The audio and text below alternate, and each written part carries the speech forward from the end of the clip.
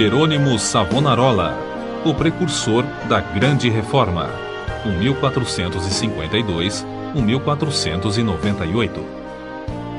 O povo de toda a Itália afluía em número sempre crescente a Florença. A famosa Catedral do Duomo não mais comportava as enormes multidões. O pregador Jerônimo Savonarola, abrasado com o fogo do Espírito Santo e sentindo a iminência do julgamento de Deus, trovejava contra o vício, o crime e a corrupção desenfreada na própria igreja. Como resultado, o povo abandonou a leitura das publicações torpes e mundanas para ler os sermões do ardente pregador. Deixou os cânticos das ruas para cantar os hinos de Deus. Em Florença, as crianças fizeram procissões, coletando as máscaras carnavalescas, os livros obscenos e todos os objetos supérfluos que serviam à vaidade. Com isso, formaram em praça pública uma pirâmide de 20 metros de altura e atearam-lhe fogo. Enquanto o monte ardia, o povo cantava hinos e os sinos da cidade dobravam em sinal de vitória. Se o ambiente político fosse o mesmo que depois veio a ser na Alemanha, o intrépido e devoto Jerônimo Savonarola teria sido o instrumento usado para iniciar a Grande Reforma em vez de Martinho Lutero. Apesar de tudo, Savonarola tornou-se um dos ousados e fiéis arautos que conduziram o povo à fonte pura e às verdades apostólicas registradas nas Sagradas Escrituras. Jerônimo era o terceiro dos 7 filhos da família. Nasceu de pais cultos e mundanos, mas de grande influência. Seu avô paterno era um famoso médico na corte do Duque de Ferrara, e os pais de Jerônimo planejavam que o filho ocupasse o lugar do avô. No colégio, era aluno esmerado, mas os estudos da filosofia de Platão e de Aristóteles deixaram-lhe a alma sequiosa.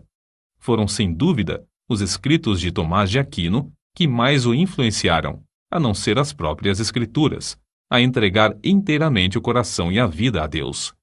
Quando ainda menino, tinha o costume de orar, e ao crescer, o seu ardor em orar e jejuar aumentou. Passava horas seguidas em oração. A decadência da igreja, cheia de toda qualidade de vício e pecado, e ainda o luxo e a ostentação dos ricos, em contraste com a profunda pobreza dos pobres, magoavam-lhe o coração. Passava muito tempo sozinho nos campos e à beira do rio Pó, em contemplação perante Deus, ora cantando, ora chorando, conforme os sentimentos que lhe ardiam no peito. Quando ainda jovem, Deus começou a falar-lhe em visões. A oração era a sua grande consolação. Os degraus do altar, onde se prostrava horas a fio, ficavam repetidamente molhados de suas lágrimas. Houve um tempo em que Jerônimo começou a namorar certa moça florentina.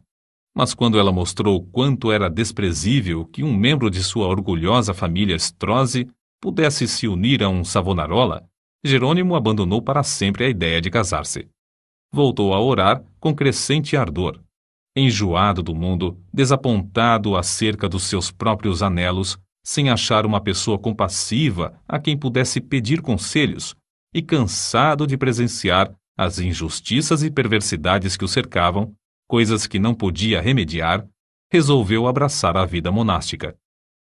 Ao apresentar-se no convento, não pediu o privilégio de se tornar monge, mas rogou que o aceitassem para fazer os serviços mais vis, da cozinha, da horta e do mosteiro. Na vida do claustro, Savonarola passava ainda mais tempo em oração, jejum e contemplação perante Deus. Sobrepujava todos os outros monges em humildade, sinceridade e obediência, sendo apontado para lecionar filosofia, atividade que exerceu até sair do convento. Depois de passar 7 anos no mosteiro de Bolonha, Jerônimo foi para o convento de São Marcos em Florença. Grande foi o seu desapontamento ao ver que o povo florentino era tão depravado como os dos demais lugares. Até então ainda não reconhecia que somente a fé em Deus salva o pecador. Ao completar 1 ano no convento de São Marcos, foi apontado instrutor dos noviciados e, por fim, designado pregador do mosteiro. Apesar de ter ao seu dispor uma excelente biblioteca, Savonarola utilizava-se mais e mais da Bíblia como seu livro de instrução. Sentia cada vez mais o terror e a vingança do dia do Senhor que se aproxima e, às vezes, entregava-se a trovejar do púlpito contra a impiedade do povo. Eram tão poucos os que assistiam às suas pregações que Savonarola resolveu dedicar-se inteiramente à instrução dos noviciados. Contudo, como Moisés, não podia escapar à chamada de Deus. Certo dia, ao dirigir-se a uma feira, teve repentinamente uma visão dos céus abertos por onde passavam, perante seus olhos, todas as calamidades que sobrevirão à igreja. Então, lhe pareceu ouvir uma voz do céu ordenando-lhe anunciar aquelas coisas ao povo. Convicto de que a visão era do Senhor, começou novamente a pregar com voz de trovão.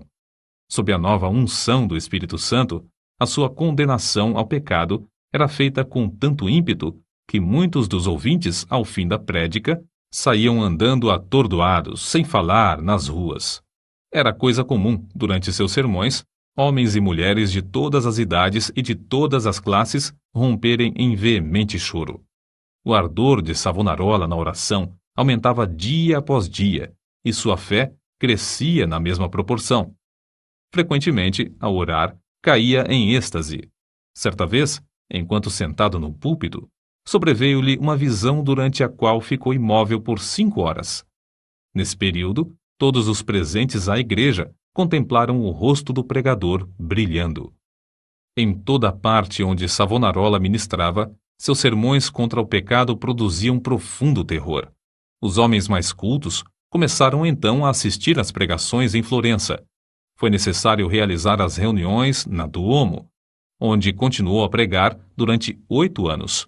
O povo se levantava à meia-noite e esperava na rua até a hora de abrir a catedral.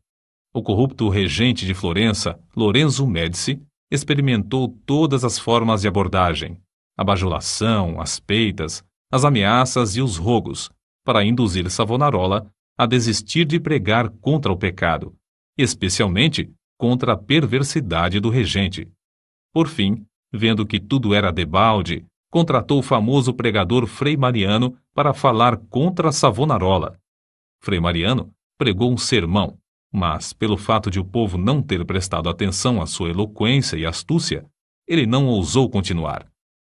A essa altura, Savonarola profetizou que Lorenzo, o Papa e o rei de Nápoles morreriam dentro de 1 ano, e assim sucedeu. Depois da morte de Lorenzo, Carlos VIII da França invadiu a Itália, e a influência de Savonarola aumentou ainda mais. O povo abandonou a literatura torpe e mundana para ler os sermões do famoso pregador. Os ricos socorriam os pobres em vez de oprimi-los. Foi nesse tempo que o povo fez a grande fogueira na Piazza da Florença e queimou grande quantidade de artigos usados para alimentar vícios e vaidade. Não cabia mais, na Grande Duomo, o seu imenso auditório. Contudo, o sucesso de Savonarola foi muito curto. O pregador foi ameaçado, excomungado e, por fim, no ano de 1498, por ordem do Papa, foi queimado em praça pública. Com as palavras "O Senhor sofreu tanto por mim", terminou a vida terrestre um dos maiores e mais dedicados mártires de todos os tempos. Apesar de continuar até a morte, sustentando muitos dos erros da Igreja Romana, ensinava que todos os que são realmente crentes estão na verdadeira Igreja. Alimentava continuamente a alma com a palavra de Deus. As margens das páginas da sua Bíblia estão cheias de notas escritas enquanto meditava nas Escrituras. Conhecia uma grande parte da Bíblia de cor e podia abrir o livro instantaneamente e achar qualquer texto. Passava noites inteiras em oração e recebia revelações, quando em êxtase ou por meio de visões. Seus livros sobre a humildade, a oração, o amor e outros temas continuam a exercer grande influência sobre os homens. Destruíram o corpo desse precursor da grande reforma, mas não puderam apagar as verdades que Deus, por seu intermédio, gravou no coração do povo.